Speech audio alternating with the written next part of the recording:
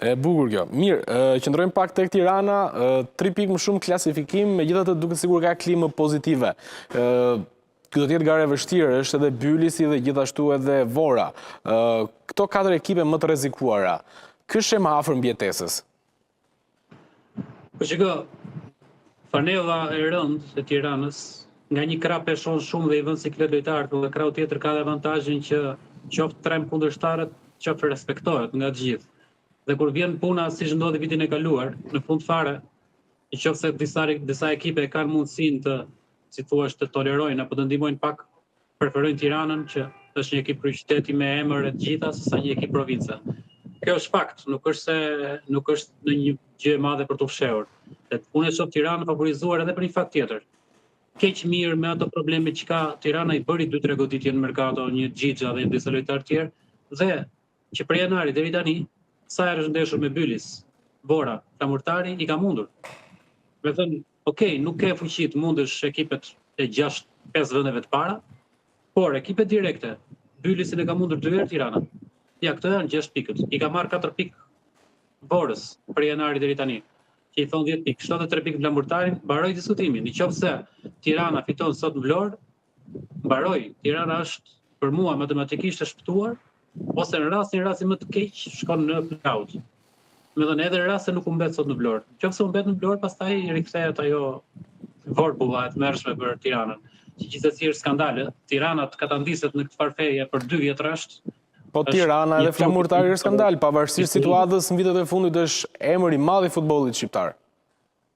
Pikërisht prandaj them që është skandal i madh e turp për një klub si Tirana të ka ta ndiset që të luftojë 2 vjet rresht, ta konsideroj sukses play-outin. Vjet shpëtoi me Pogradecin duke fituar një ndeshje ku meritonte ndoshta të humbiste.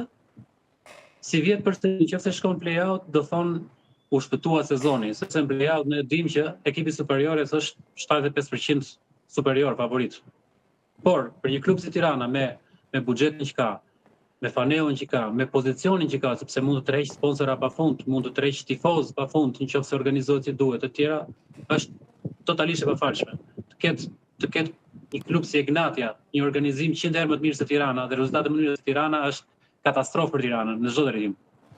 Po, kush është shkaktari kryesor për këtë krizë tek Tirana, sipas jush? Pacia drejtuese.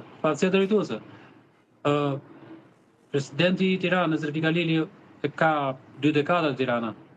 Ka gabuar në fillimet e veta, ka gabuar më mbrapa, ka rregulluar gjërat në momente të caktuara, ka fituar në trofe, në momentin që nuk di të ndërtosh, pasi ke hedhur, si thua, që palë themele. Arriti një moment, mori kampionat me shitje Ernest Muçi gati 1 milion euro, pati një verë fantastike në aspektin e të ardhurave. Dhe përsërit mos arrish të ndërtosh diçka, të bëhet ekipi nga e para. Arriti në radhë kategoria para pak vitesh, tani po rrezikojnë të flirtojnë me rënien përsëri, tregon që pronari i klubit, presidenti i klubit nuk është i aftë të ndërtojë një klub serioz, klub modern. Dhe në epokën që jetojmë, nëse hedh 1.5-2 milion euro në vit në një klub futbolli, ose ke sukses, ose je i dështuar totalisht, nëse nuk rikuperon ato 2 milion euro që ke hedhur. Nuk mund të mburresh që unë kam hedhur shumë para dhe meritoj respekt. Jo, respektin e meriton duke fituar para dhe duke fituar trofe. Dhe duke mbushur stadiumin, nuk po them me shifrat e viteve 80-70, por po them 5.000-6.000 për ndeshje Tirana duhet të ketë patjetër. Minimumi, një ndër ekipi më i titulluar në Shqipëri, tifoz, shumë tifoz dhe një organizim më i mirë do të kishte patjetër më shumë tifoz, minimalisht 6.000 për ndeshje. Është të mërshme të shikosh ndeshjet e Tiranës. Është të mërshme, jemi po flasim për qytet me 700.000 banor, 800.000 banor. Kam përshtypjen kemi shkuar 1 milion. Po, pak rëndësi ka, do të thonë edhe sikur ka 100.000 tjetër, 500.000 tjetër. Të paktën 5-6.000, 7.000 në një ndeshje normale do të jetë në stadium. Nuk mund të ketë më shumë tifoz në Shkodër dhe në Vlorë se sa Tirana dhe Partizani. Tu përfshi dhe Partizani. Është dështim që të kesh 1.800-1.200 tifoz për ndeshje në Tiranë. Nuk po them Dinamo, sepse Dinamo edhe në korat e veta më të arta nuk është të ka qenë ekip tifozëri jashtëzakonshme.